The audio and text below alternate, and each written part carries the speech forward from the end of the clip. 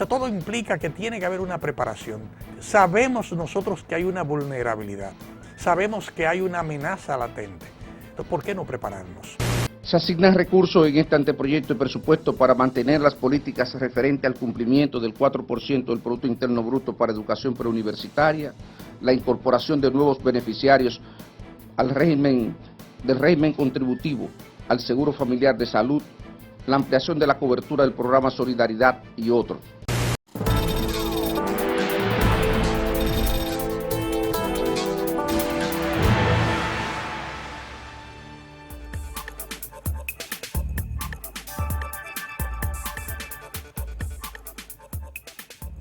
Hola amigos, bienvenidos al Verificador, al periodismo de datos. Iniciamos este programa analizando lo que es la campaña electoral, lo que vivimos los dominicanos durante el proceso adelantado y cómo se violenta el sistema cuando los políticos quieren hacer una campaña electoral. Este reportaje yo quisiera que ustedes lo analizaran, lo vieran con detenimiento, para que puedan entonces entender por qué la importancia de la aprobación de la ley de partidos políticos. Una ley que transparente los recursos que perciben los partidos políticos, pero también que le ponga orden a los mismos políticos para que a los ciudadanos nos dejen descansar un poco. Así que arrancamos con la hemeroteca y la agobiante campaña electoral en la República Dominicana.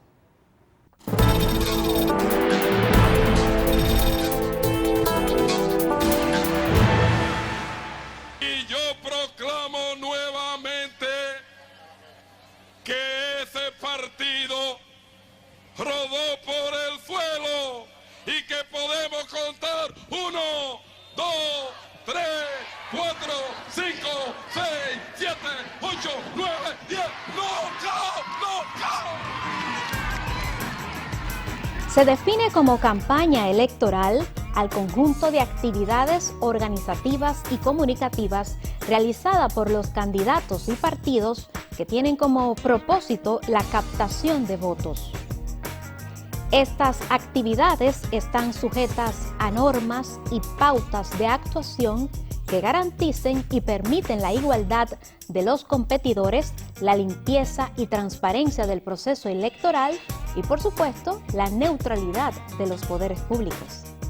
En el caso de República Dominicana, contamos con un reglamento electoral que establece que la campaña inicia 3 meses antes de las elecciones, pero en realidad 2 años antes los candidatos están en las calles buscando votos.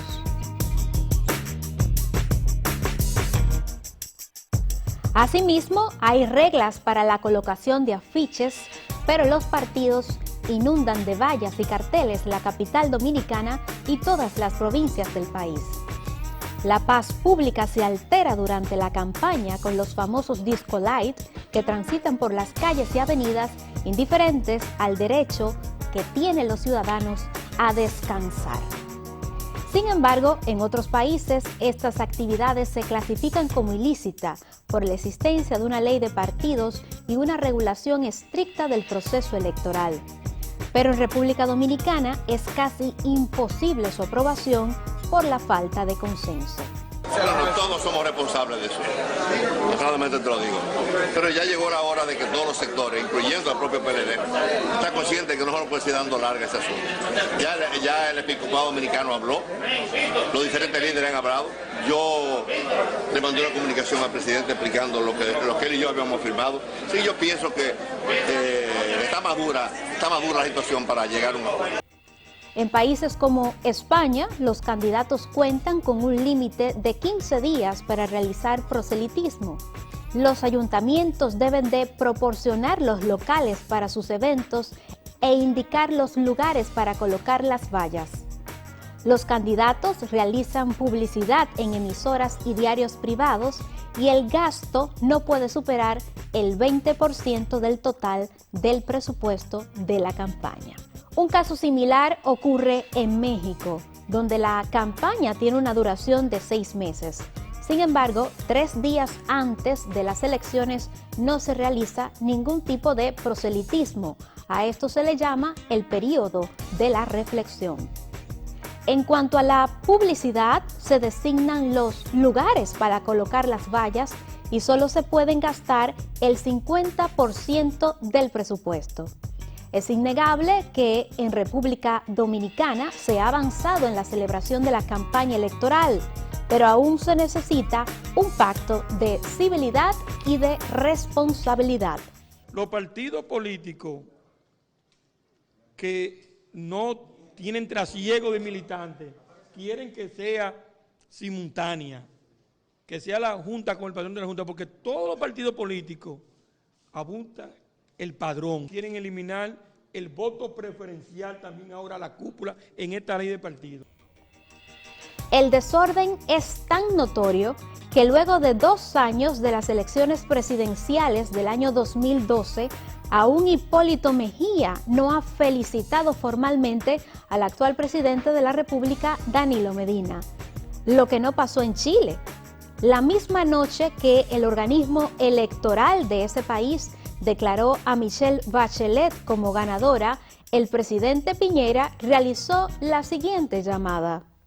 Muy buenas tardes, quería en primer lugar felicitarla y admirarla porque yo sé que una campaña de 9 meses es dura y difícil, pero ha tenido un gran triunfo. Hoy día los chilenos se han expresado con claridad, es una elección válida, transparente, que nos llena de orgullo, y quería también desearle el mayor de los éxitos y la mejor de las suertes en su futuro gobierno.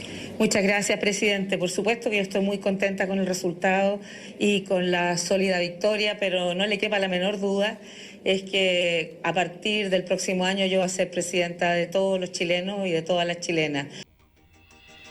Chile nos da un ejemplo de civilidad y de democracia, valores que tenemos que aprender en nuestro país. En 1962, el profesor Juan Bosch dijo: si no le ponen un alto a la carrera de insultos, que no se haga nadie ilusiones. La democracia no puede establecerse sobre bases tan sucias. Al quejarse por la campaña negativa que desde entonces ha estado presente en todos los procesos electorales del país. Un proceso electoral no es una guerra fratricida para eliminar el contrario. Es una jornada cívica para confrontar ideas, programas y acciones que deben ser ejecutadas. En consecuencia, recurrir a elementos impropios al margen de la ley es conducir el proceso hacia una negación de los derechos cívicos que establece la Constitución de la República. En nuestra aldea política, dada la pobreza cultural y material, el chisme, la demagogia y el populismo encuentran un terreno fértil en la campaña sucia, como ocurrió en la última elección con la candidata vicepresidencial del PLD. Y pido a mis hijos, que son 3, que cualquier cosa que me suceda, pues que sigan con esta demanda hasta que se aclare totalmente la inocencia y la falsedad de esta afirmación. Reiteramos que esa campaña sucia, dirigida por el momento contra nuestra candidata vicepresidencial, es dirigida y orquestada por el señor Hipólito Mejía y por sus más cercanos colaboradores. Eso es totalmente falso. El PRD se desliga completamente de esa situación y en lo absoluto, esa persona, el comunicador Marco Martínez, no es dirigente ni militante del Partido Revolucionario Dominicano. Mientras viene la demanda, que la vamos a esperar sin ningún problema porque asumimos la responsabilidad que se derive de todo esto, sin ningún tipo de tapujo. No me retracto de lo que yo señalé, la documentación está ahí, las grabaciones están ahí. Aparentemente, ante la ausencia de voluntad de los líderes de los partidos para aprobar la ley de partidos políticos y la actualización de la ley electoral, dentro de 2 años seguiremos teniendo una campaña electoral descontrolada y permisiva, con dirigentes políticos y militantes de partidos empeñados en descalificarse moralmente y cometer todo tipo de infracciones electorales. Ya ven ustedes por qué necesitamos una legislación que le ponga orden a los políticos, pero una legislación que represente el pensamiento de las mayorías, no lo que quieran las cúpulas de los partidos. Así que a prestarle atención y a seguir reclamando la aprobación de la ley de partidos políticos. Tengo que hacer una pausa, pero cuando regresemos, el señor Gustavo Lara es el director general de la Cruz Roja. Vamos a conversar con él y yo a él le voy a preguntar algunas cosas, sobre todo, ¿qué hacer durante y después de un terremoto? Regresamos.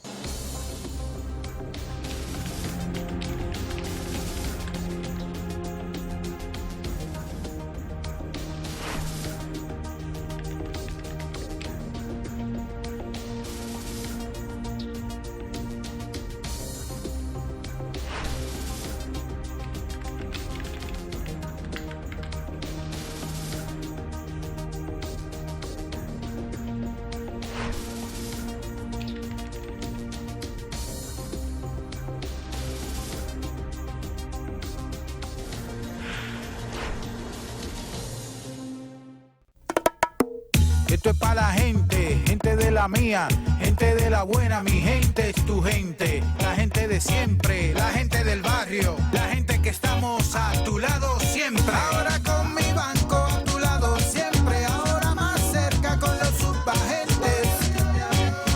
subagentes, gente que va lejos. Ahora llegamos a tu comunidad con la nueva red de subagentes bancarios Popular, para tener acceso a servicios financieros más cerca, más rápido y más fácil. Descubre un subagente Popular cerca de ti. Popular, 50 años a tu lado siempre. Mostremos al mundo lo mejor que hacemos. Industrial Dominicano. Cumplir con las reglas de origen y regulaciones técnicas de los acuerdos de libre comercio garantiza el acceso de tus productos a los mercados internacionales. Es tiempo de hacer negocios. Acércate a nosotros. DICOEX, unificando esfuerzos en la conquista de los mercados mundiales. Ministerio de Industria y Comercio.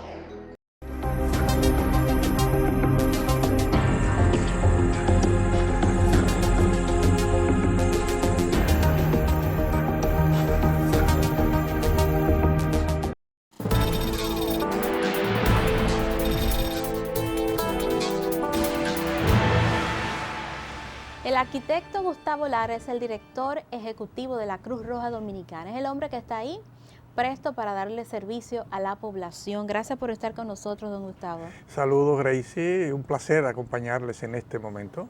Muchas gracias. Arquitecto, la Cruz Roja Dominicana tiene un sinnúmero de programas. ¿Cuál es el programa inmediato en el que ustedes están trabajando ahora mismo? Mira, la misión de la Cruz Roja Dominicana es prevenir y aliviar el sufrimiento humano, prefiriendo a las personas, privilegiando a los más vulnerables sin ningún tipo de discriminación. A la luz del escenario nacional, desde hace años estamos insistiendo en nuestro programa de riesgo urbano. O sea, a diferencia de lo que pasaba hace 40 o 50 años, que las poblaciones más vulnerables eran las poblaciones que vivían en el campo, resulta que la gran concentración de población en las ciudades y la cantidad de amenazas que hay, el riesgo sísmico, los incendios, la violencia, el tema de los accidentes de tránsito, el tema de las epidemias, convierten a la ciudad en el principal generador de las afectaciones a las personas. De ahí que la Cruz Roja Dominicana le está dedicando especial interés en apoyar a todos los actores que confluimos en el centro urbano para reducir el riesgo y tratar de prevenir el sufrimiento de las personas. En ese marco tenemos importantes programas de seguridad vial, programas de formación de capacidades a nivel comunitario para reducir los riesgos, entrenamiento para unidades de rescate en espacios confinados, cómo podemos sumar esfuerzos con otros actores para que en el lamentable caso si ocurriese un terremoto similar al que pasó en Haití, podamos de manera rápida y efectiva rescatar a las personas afectadas y brindar la asistencia prehospitalaria que sea necesaria. Pero ustedes tienen mucho trabajo porque usted mismo ha sostenido en otros medios de comunicación de que el 40% de la población dominicana vive en situación de vulnerabilidad. Bueno, es una realidad. Yo creo que hay un compromiso de todos. En mi opinión, como nunca hay una voluntad política de atacar la vulnerabilidad. En el discurso, la Constitución de la República establece el derecho de la población a ser asistida. El discurso de la Presidencia de la República es que hay que comprometerse a reducir la vulnerabilidad. Hay instancias del poder que trabajan en esa reducción, pero eso no basta. Por las mismas limitaciones económicas de nuestros ciudadanos, la inadecuada distribución de la riqueza que hay en el país, tenemos una gran cantidad de personas viviendo en los barrios marginados, en la orilla de los ríos, en zonas inundables, viviendo en viviendas con alto nivel de hacinamiento, donde si se desata un incendio los camiones de bomberos no pueden entrar porque no hay accesos, o viviendo en torres altas que las escaleras de los camiones de bomberos no alcanzan, porque la planificación de ese crecimiento vertical no se hizo en sintonía con las inversiones que estamos haciendo para reducir los riesgos. Estamos haciendo un gran esfuerzo en el país con el sistema de seguridad y emergencia 911. Ya hay un inicio importante de muchas instituciones que estamos trabajando para reducir los riesgos y responder pero aún eso es sencillamente el inicio. Eso implica el empoderamiento y la participación activa de todo el sector privado, de todas las viviendas, de todos los ciudadanos. Comentamos fuera de cámara antes de comenzar en el programa, ante tus experiencias haciendo rutas de evacuación ante terremotos reales. Sí, pero antes de que entremos en eso, arquitecto, me gustaría preguntarle, ¿la Cruz Roja está preparada? Es decir, toda la infraestructura, ¿hay sangre disponible necesaria en caso de que se produzca una catástrofe en el país? Mira, hay sangre disponible, seguro, porque tenemos 10 millones de depósitos de sangre. O sea, el mejor depósito para la sangre es el cuerpo humano. El cuerpo humano. Y tenemos 10 millones de depósitos. Pero en el banco hay sangre suficiente. Nosotros suministramos. El tema del banco es que es la red de donantes, la más importante red de donantes voluntarios del país. Es la red de donantes del Cruz Roja Dominicana. O sea, cuando pasan eventos, se activa esa red para poder captar esa sangre y distribuirla. ¿Qué nosotros necesitamos? Necesitamos impulsar más el compromiso empresarial para que cada empresa promueva la donación voluntaria para que podamos tener previsto e identificado dónde está la sangre y cuándo la debemos que tomar para cuando pase el evento. No es intentar hacerlo a última hora. Estamos en conversación con la Junta Central Electoral, que está inmersa en el problema de cedulación, y hemos planteado la importancia de que en el proceso de tipificación para cedular las personas se haga a través de la Cruz Roja para tener una base única que nos permita identificar qué tipo de sangre tiene cada persona, de tal manera que con esas estadísticas actualizadas podamos identificar a los donantes que requerimos en un momento determinado y podemos suplir la demanda nacional. Es un trabajo amplio, continuo. Nunca nadie está totalmente preparado, pero en Cruz Roja Dominicana trabajamos 7 días a la semana, 24 horas cada día, 365 días al año, para prevenir y aliviar el sufrimiento humano. Bueno, ya sabemos, todo el mundo sabe en este país qué hacer cuando viene un huracán. Eso es una papita, todo el mundo lo sabe, pero si se produce un terremoto, estas nuevas generaciones, porque la generación pasada ha vivido algunos terremotos que se han producido en el país, pero hay una nueva generación que no sabemos lo que es vivir un terremoto en la República Dominicana. ¿Usted cree que estamos preparados o qué necesitamos saber para prepararnos cuando ocurre este fenómeno? Mira, yo creo que vamos dando avances en el sistema. Hay un plan nacional para la reducción del riesgo sísmico, pero ese plan nacional es una guía. Es necesario que cada empresa tenga su propio plan y el plan debe establecer para esa contingencia rutas de evacuaciones, equipamientos necesarios, entrenamientos a los individuos, hacer los ejercicios de simulación. La primera pregunta que debemos hacernos cada uno de nosotros para saber es, ¿ese plan existe en la empresa donde yo trabajo o en la escuela donde yo estudio? Primera pregunta. Eso nos va a ayudar. Me imagino que en algún momento harás una encuesta y te darás cuenta. Entonces, ¿lo conoce la gente el plan? Porque el plan no es un documento muerto en un archivo. El plan es un documento vivo que tiene que ser conocido, manoseado, practicado por los que componen esa colectividad. Después de la empresa, va la pregunta a cada individuo. ¿Tengo yo un plan de contingencia ante terremoto en mi casa? ¿Lo tiene mi madre o mi padre, o lo tienen mis hijos, o lo tienen mis parientes? Los envejecientes, todo. los discapacitados. ¿Y quién va a hacer? Porque el plan establece, si hay un evento sísmico, hay un momento en donde debemos protegernos en la edificación. Debemos previamente identificar cuál es el lugar seguro, donde no hay una lámpara que me puede golpear o donde no hay algo que me puede caer y afectar, para que una vez protegido hacer mi ruta de evacuación. Entonces yo tengo que identificar el lugar seguro de la casa, tengo que tener una ruta de evacuación establecida y tengo que tener quién va a ayudar a las personas con algún tipo de discapacidad. Don Gustavo, bueno, eso que usted ha explicado es muy importante, pero ¿qué hacemos si estamos en la calle y ocurre un sismo? Mira, lo primero que tienes que saber cuando vas es que tú no puedes caminar, probablemente no pueda, el sismo, hay un momento que tiene una intensidad que no permite a la gente caminar. Además, algunas personas se marean.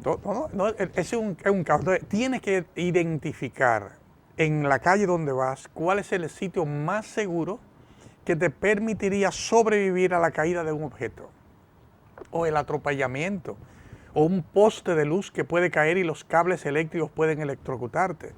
Entonces, en esos 30 segundos donde se da ese jamaqueo del terremoto, tú tienes que preservar tu vida en esos 30 segundos y tienes que garantizar el conocimiento de la ruta de evacuación que debe tener la ciudad.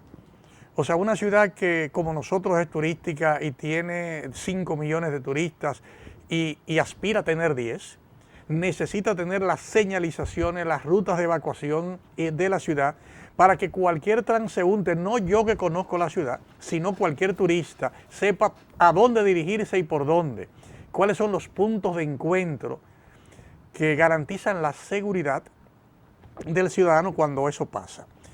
Y estamos hablando en principio del terremoto que puede provocar desprendimientos o que puede provocar grietas o postes eléctricos que caen, pero también tenemos que pensar en el riesgo de un tsunami porque somos una isla con un nivel costero por debajo de los 5 metros y las olas del tsunami todas vaticinan que van a ser más de 5 metros de alto, por lo tanto puede haber afectación en la zona donde está y que debe ayudarte ese plan que realiza la ciudad a llegar a la zona segura.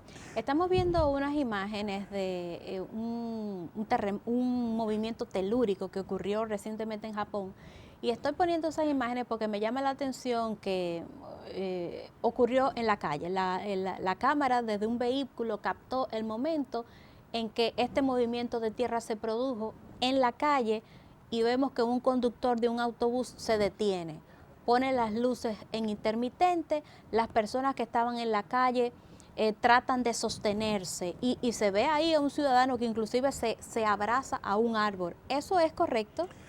Sí, lo primero es correcto porque uno de los principales riesgos que hay es que los postes de tendido eléctrico pueden caerse. O en el desplazamiento, el desplazamiento que no es normal, no es común, como el que mencionas, no es fácil, no te puedes sostener en pie.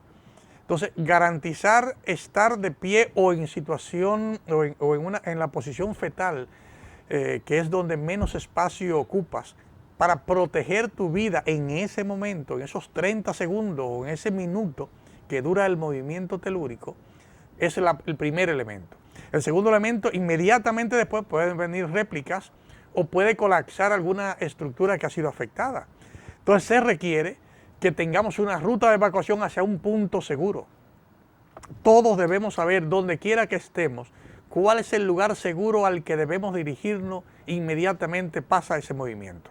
Señor Gustavo, a mí he tenido que pasar en situaciones donde estoy en un lugar y ocurre un movimiento telúrico breve, corto, sin ningún tipo de problemas, pero yo, como muchos dominicanos, no sabemos qué hacer. Y casi siempre uno tiene el impulso de salir corriendo. Salir corriendo cuando ocurre un terremoto, ¿es una opción o es algo que no se puede contemplar? Bueno, yo te diría es una opción riesgosa. La primera recomendación que yo le daría a cualquier persona es que cuando llega a un sitio nuevo, identifique la salida. O sea, identifique dónde está la salida, dónde está el baño, cuál es la forma más segura de salir, si hay escaleras, si no hay escaleras, si hay elementos de riesgos para esa evacuación. Puede ser para el movimiento telúrico, puede ser para un incendio, puede ser para una violencia que se presente, para lo que sea. Entonces, en el momento del impacto, el momento no es de salir corriendo, es de protegerte en esos 30 segundos. Inmediatamente pasan esos 30 segundos, tiene que hacerse una evacuación del lugar de acuerdo al plan. ¿Protegerse dónde? ¿En las columnas? ¿Debajo de una mesa? ¿Debajo de un sofá? Mira, va a ¿En qué depender, lugar? siempre va a depender de dónde estás. Yo te diría que si tú estás en una casa con un techo de zinc, la mesa o el sofá o la cama puede ser una opción, porque lo que cae no es algo que te puede aplastar. Entonces, al caer, evita que el golpe sea contundente. Pero si tú estás en una estructura que es una estructura sólida, que hay un riesgo que se pueda caer y que la cama o el sofá no te va a proteger, debes trabajar en una estructura. Hay una esquina del edificio que es segura, o hay un muro de hormigón que es seguro, que se ha identificado previamente en el plan de contingencia. Entonces debemos sentarnos ahí en posición fetal y luego inmediatamente organizar la evacuación que ya ha sido prevista en el plan y que es conducida por la brigada de gestión de riesgo de ese edificio. O sea, todo implica que tiene que haber una preparación. Sabemos nosotros que hay una vulnerabilidad, sabemos que hay una amenaza latente. Entonces, ¿por qué no prepararnos? Sin duda. ¿Dormir con un pito es bueno? Bueno, si duermes con un pito te lo puedes tragar. Ahora, tener un pito cerca de la cama, es conveniente. Andar con un pito. Andar con un pito. Por una razón, porque en cualquier momento podemos quedar atrapados y el tener el pito da la señal a alguien que no está atrapado de que hay alguien ahí y puede orientar la labor de rescate en ese momento. Yo recomiendo tener el pito, tener agua embotellada cerca, saber cómo apagar un tanque de gas. El tanque de gas es la principal amenaza que hay inmediatamente después del movimiento. Mantenerlo siempre cerrado en la casa. Bueno, suponte que está abierto, está cocinando y estaba abierto. Entonces, antes de evacuar hay que cerrar ese tanque de gas. O sea, alguien tiene que tener la capacidad de moverse rápidamente, cerrar el tanque de gas y luego evacuar. Tú sabes que somos dominicanos y tenemos una forma de reaccionar distinta a otras culturas, a otras latitudes. Por ejemplo, yo tuve que cubrir una vez la noticia de un huracán, el huracán George. Yo fui de las periodistas que tuvimos que salir a la calle a grabar todo aquello. ¿Y qué vi? ¿Qué vi yo? Bueno, me encontré con una familia que todos salieron de la casa porque la casa se inundó y fueron auxiliados en un refugio. ¿Y qué ocurrió? Que se le olvidó que la abuela estaba en la casa. Una abuela que necesitaba cuidados, atenciones especiales en una silla de ruedas. Entonces los discapacitados, yo creo que tenemos que ponerlo en el orden primero de todo. Ese es parte del plan. O sea, el tener el plan te va a identificar, te va a permitir no tan solo conocer a los miembros de la casa que tienen una primera obligación en su plan. ¿Quién o quiénes son los que van a prestar atención a aquellas personas que tienen limitaciones o capacidades especiales? Pero también a toda la población. Nosotros estamos apoyando en una campaña junto con otras organizaciones para identificar en las viviendas donde hay alguna persona que tiene algún tipo de limitación, algún tipo de discapacidad.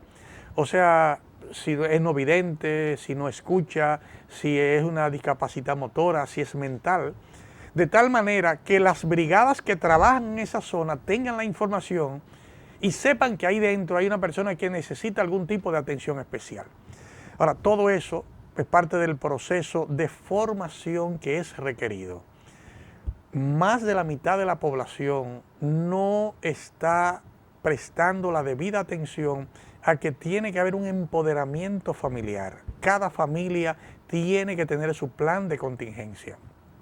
Y el plan de contingencia es a cada evento. Plan de contingencia ante un incendio, plan de contingencia ante un terremoto, plan de contingencia ante una huelga, plan de contingencia ante una inundación. Y eso incluye también que en la habitación, en la ubicación de los muebles también, ¿no? Que usted no tenga un librero que pueda caerle los libros encima. Aparte, ese plan te va a establecer que todos esos muebles tienen que ser fijados con tornillos para que no se caigan, no caigan encima, los aparatos electrónicos. O sea, hay una serie de elementos que van a salir. Obviamente, desde la Cruz Roja Dominicana estamos inmersos en el desarrollo de un programa de prevención de riesgos en el Gran Santo Domingo, donde estamos apoyando desde el gobierno local, al gobierno del municipio del Distrito Nacional, como las principales organizaciones comunitarias, a cómo hacer sus planes, acompañando a hacer los planes comunitarios de emergencia, de tal manera que contribuyamos de esa manera a reducir el riesgo. Yo quiero decirte que uno de los principales colaboradores de la efectividad de ese plan son comunicadores como tú. El que este mensaje pueda llegar a cada hogar y cada hogar pueda asumir el compromiso de jugar su rol, de ser una parte activa en la reducción del riesgo, de eso depende el éxito de nuestro país. Nos sentimos comprometidos con eso. Vuelva cuando usted quiera, el verificador es su casa. Gracias, Liz. Muchas gracias, arquitecto Gustavo Lara, director ejecutivo de la Cruz Roja. Amigos, hacemos una breve pausa, ya regresamos.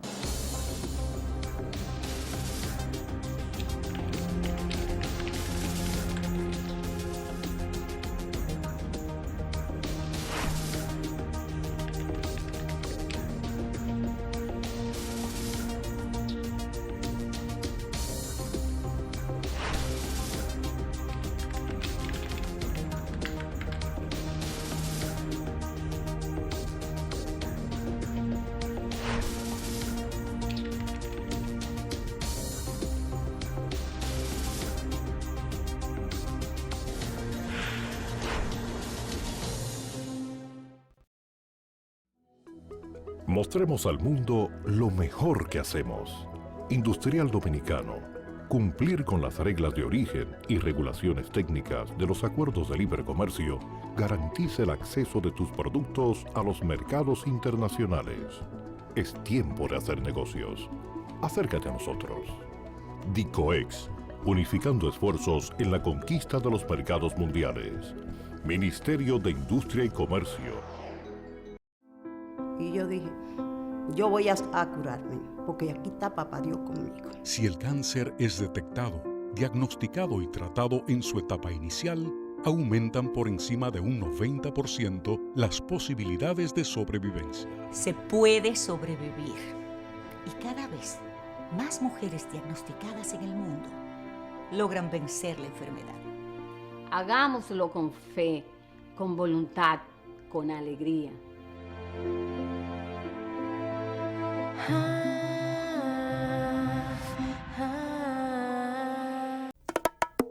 Esto es para la gente, gente de la mía, gente de la buena, mi gente es tu gente, la gente de siempre, la gente del barrio, la gente que estamos a tu lado siempre. Ahora con mi banco a tu lado siempre, ahora más cerca con los subagentes, con los subagentes, gente que va lejos.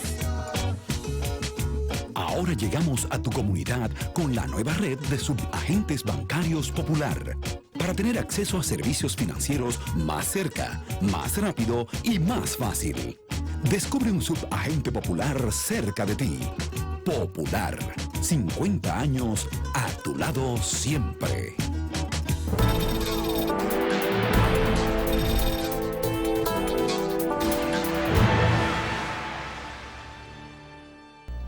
¿Saben ustedes que la discusión de esta semana ha estado centrada en el presupuesto de la Nación para el año 2015?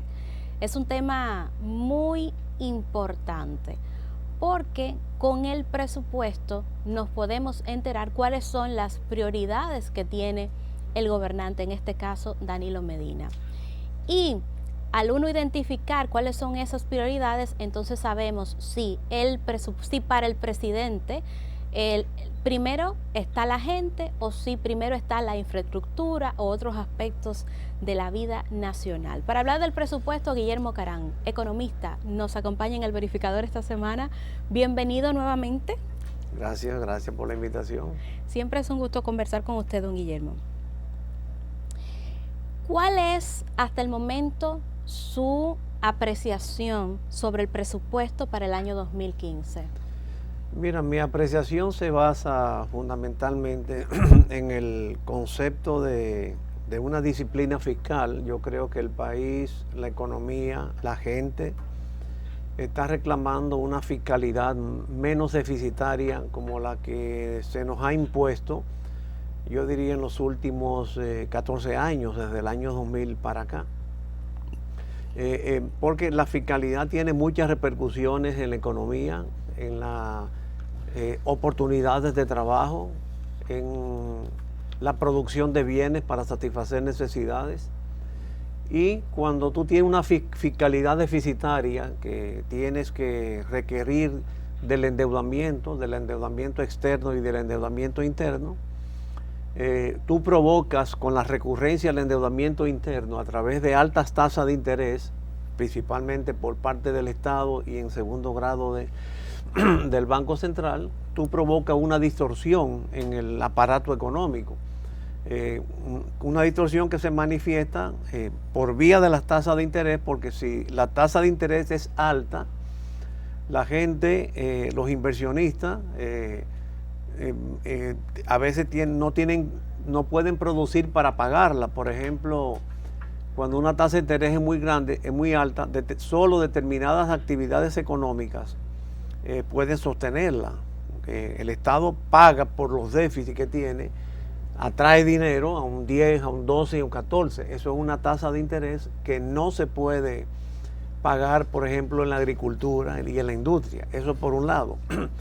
Y por otro, en la orientación de a dónde va el dinero propiamente dicho. Si el Estado paga altas tasas de interés y el Banco Central en segundo lugar, 10, 12, 14, el Estado, 6% el Banco Central, la tasa básica, el resto puede ser negociado.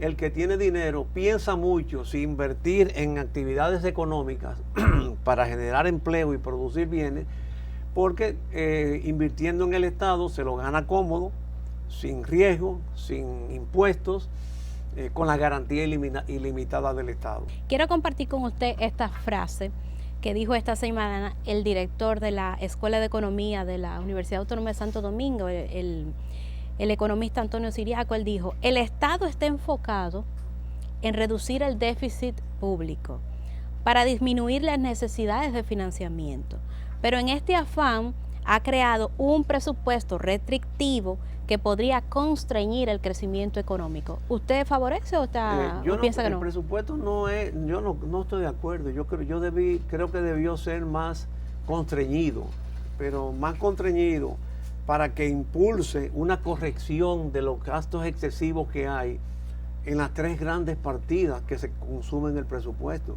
que consumen las recaudaciones. ¿Cuáles son esas tres grandes partidas? La burocracia. Tenemos una burocracia hipertrofiada, muchos empleados no cumplen las 30 horas de trabajo porque no pueden. Hay muchas instituciones que en estos días el presidente de la Asociación de Industriales de Herrera denunció que debían ser eliminados desde hace muchos años. Duplicidad de funciones. Duplicidad de funciones sin que se vean resultados. Miren el caso del transporte. ¿Cuántos organismos hay para el tránsito y transporte? ¿Y tú estás satisfecha con el sistema de transporte? ¿No? En la foresta, en ayuda social. En ayudas sociales, en el acueducto. Ahora hay tantas organizaciones, corporaciones de acueducto en muchísimas ciudades. Bueno, entonces yo creo que la burocracia puede reducirse. Los subsidios pueden reducirse también. ¿Por qué? Porque aquí tenemos dos grandes fuentes de subsidios que consumen subsidios. El eléctrico, que lo que termina es aumentando las ganancias de generadores, porque se origina en un sistema de precio injusto, inadecuado, que impulsa el precio de la energía, el precio de compra de la energía a la alza. Si tú generas barato y otro genera caro, tú tienes derecho a reclamar que te paguen al mismo precio al que le generó barato. Don Guillermo, quiero presentar las declaraciones que ofreció esta semana Simón Lizardo, ministro de Hacienda, y también el director del presupuesto, Luis Reyes, cuando ellos explicaban los alcances y el contenido del presupuesto de la Nación para el año 2015. Mire exactamente estas declaraciones. Este es un presupuesto que sintoniza perfectamente con las prioridades y la estrategia de gobierno del presidente Danilo Medina. Es un presupuesto que da prioridad a invertir en nuestra gente. Al mismo tiempo, es un presupuesto responsable, que busca dar sostenibilidad a las finanzas públicas en torno a un proyecto de país a medio y largo plazo. Se asignan recursos en este anteproyecto de presupuesto para mantener las políticas referentes al cumplimiento del 4% del Producto Interno Bruto para educación preuniversitaria, la incorporación de nuevos beneficiarios al régimen contributivo, al seguro familiar de salud, la ampliación de la cobertura del programa Solidaridad y otros. ¿Usted qué piensa? Bueno, por supuesto que hay que darle la razón, porque yo no soy parte del gobierno para saber cuáles son las estrategias sociales del gobierno. Yo no sé, por ejemplo, si como parte de las estrategias está la reelección del presidente Medina. O sea, que eso son intimidades. Decía una vez un general que le hicieron una pregunta y lo acorralaron de cuál era la estrategia de guerra en una circunstancia determinada. Entonces él dijo, no, las estrategias no se divulgan. Entonces yo que tengo que aceptar que coincide con las estrategias con el gobierno, porque no es mi rol dictaminar esa parte. Ya que usted se ha ido por ahí, debo entonces señalarle lo siguiente. El presupuesto contempla la ampliación de la tarjeta Solidaridad. Eso me ha llamado mucho a la atención, porque yo hice un trabajo que analizando lo que ha sido la tarjeta Solidaridad en la última década. Lo que he concluido es que casi en esos 10 años se ha invertido casi el presupuesto de la Nación del año 2001. Es decir, que se ha consumido. Es un dinero que ya no retorna. Sin embargo, los pobres siguen aumentando, porque cada vez la misma tarjeta sigue ampliando más personas la cobertura. Es decir, un programa social efectivo, se supone que los que ya han cumplido la meta deberían de salir. ¿Por qué entonces la aumentan? Porque en el fondo esos programas no sacan a la gente de la pobreza, sino perpetúan la pobreza, porque tiende a acostumbrar a la gente a que dependa de la mano generosa del Estado. Por eso te decía, que no sé si quedó bien grabado o bien expresado, el que inhibe la capacidad de emprendimiento. La gente puede creer que con la ayuda del Estado se le van a resolver sus problemas, que bono luz, que bono agua, que bono educativo, en fin. Y entonces dice, bueno, yo tengo mi problema resuelto, no emprende, no inventa un negocio, no se la busca, como se dice popularmente. Yo creo que soy muy prudente en la evaluación positiva en esas tarjetas, de esos programas sociales. Yo primero pienso que la mejor vía de un programa social adecuada, la única forma de resolverlo, de superar la pobreza, de sacar a la gente de la pobreza, es proporcionándole una oportunidad de trabajo. Don Guillermo, permítame hacer una pausa. Cuando regresemos vamos a seguir analizando el tema del presupuesto y me gustaría que usted nos hiciera una reflexión sobre calidad de la inversión. Regresamos.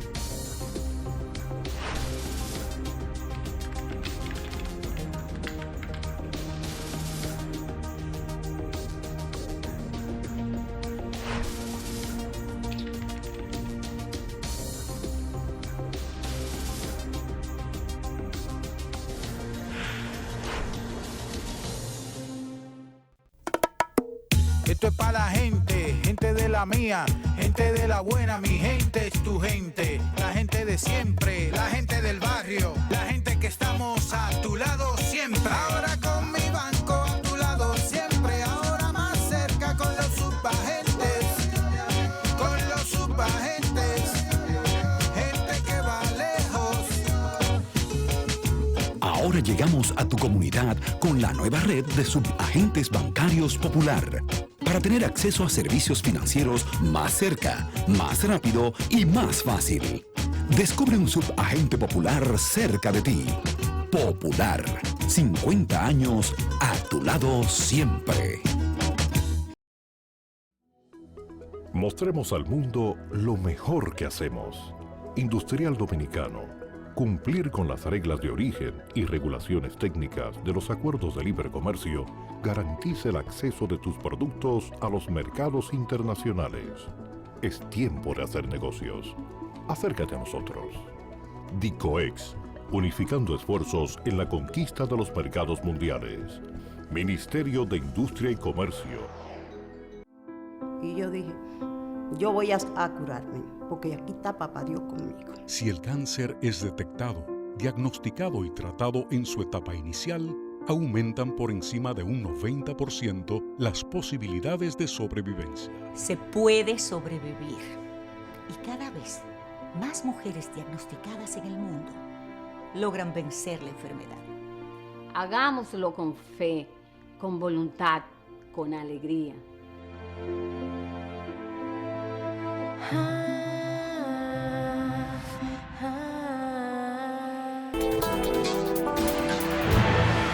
Seguimos analizando el presupuesto de la Nación para el año 2015. Nos acompaña el señor Guillermo Carán. Don Guillermo, quiero compartir con usted este gráfico. El Poder Legislativo tendrá un presupuesto mayor que el judicial.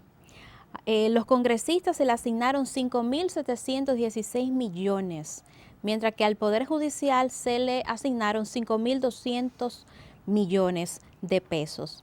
Se consigna además 1.569 millones a las organizaciones no gubernamentales, es decir, las ONG, que usted sabe que hay algunos problemas, que algunas son fantasmas.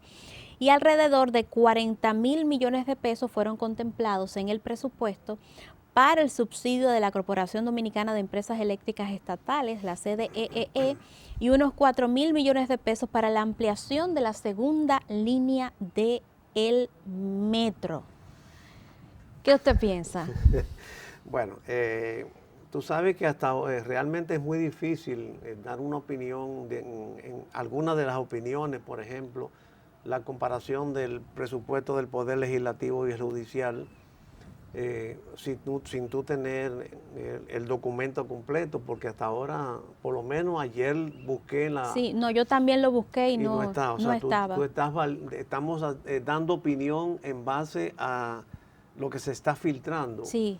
Pero a priori parece un desequilibrio muy grande que el Poder Judicial tenga menos presupuesto que el Poder Legislativo, salvo que dentro del Poder Legislativo se incluyan algunas partidas que desconozcamos, por ejemplo, para algunos programas de contrapartida con organismos internacionales. Yo sé que hay ciertos programas con Naciones Unidas, Pero la verdad que a priori no puedo darte un dictamen definitivo, salvo la preocupación de que el Poder Judicial tenga menos recursos. Sí, es cierto, pero hay algo que se hace evidente, don Guillermo, y es el hecho de que si los legisladores tienen tanta necesidad de darse bonos, de tener fondos sociales, porque tienen un presupuesto abundante, que ellos necesitan repartir parte de ese recurso. Además, el Congreso nunca regresa al director de presupuesto o a la Contraloría dinero que le ha sobrado. Siempre se lo reparten disfrazándole en una serie de bonos. Bonos para los libros escolares, para la madre, para los padres, para la tía, para el cuñado, para el vecino. Por eso yo no comparto la opinión del ministro de Hacienda en ese aspecto, la que me declaraste ahorita, la declaración de él sobre... Que sintoniza con la estrategia del gobierno. Bueno, no sé sino cuando hablaba de disciplina y déficit. Sí. Bueno, yo creo que la disciplina comienza de arriba. Si tenemos tanto dispendio, tantos gastos excesivos, tantos sueldos altos en toda la cultura gubernamental, por supuesto, eso se traduce a todas las instancias del gobierno. Entonces yo creo que debemos procurar una reorientación del gasto, pero para tú reorientar el gasto, por ejemplo, este es un gobierno que en el primer semestre de la ejecución presupuestaria de este año, el 96% de las recaudaciones se consumió en esas tres partidas: burocracia, subsidios y deuda. Le quedó solo el 4%, pero ahí no está incluido el pago del principal de la deuda, sino solamente el servicio. Para poder pagar el principal de la deuda tuvo que tomar prestado 22,000 millones de pesos más. Entonces, ¿qué significa eso? Que todo lo que está haciendo el gobierno es con endeudamiento, externo o interno. Y así no puede seguir un gobierno. Porque mientras un gobierno esté invirtiendo condicionado a quién lo financia, inmediatamente ya hay una limitante. Bueno, voy a poner un caso remoto. Cuando en Estados Unidos tenían excedente de aceite, nos vendían aceite a crédito en base a una ley pública, la 480, que nos la daban en calidad de préstamo. Y esos pesos dominicanos de esa venta, uno podía prestarlo a determinadas actividades económicas, pero no se podía prestar maní para sembrar maní, porque la producción de maní, de donde se hacía el aceite, eliminaba la necesidad de poder importar aceite en el futuro. Entonces, cuando se hace la inversión pública condicionada al financiamiento, el resultado económico y social no se logra. Y para que el gobierno pueda lograr un crecimiento económico y bien distribuido socialmente, tiene que financiarlo con recursos propios y para ello tiene que equilibrar el presupuesto, lograr que hayan excedentes y poder invertir con recursos propios. Don Guillermo, muchas gracias. Siempre es un gusto conversar con usted, no se pierda. Gracias. Yo no me pierdo para ti, ¿no? Gracias.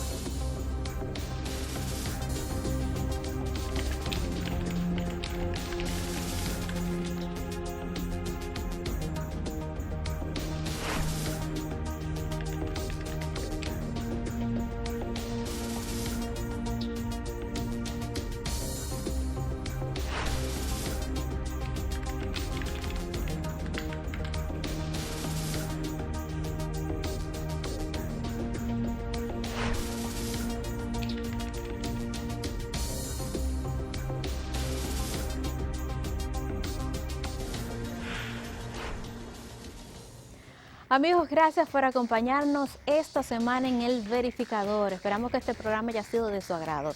Seguimos en contacto en nuestra página web elverificador.com. Ya saben ustedes que yo solamente les presento los datos. Usted es dueño de las opiniones. Hasta la próxima semana.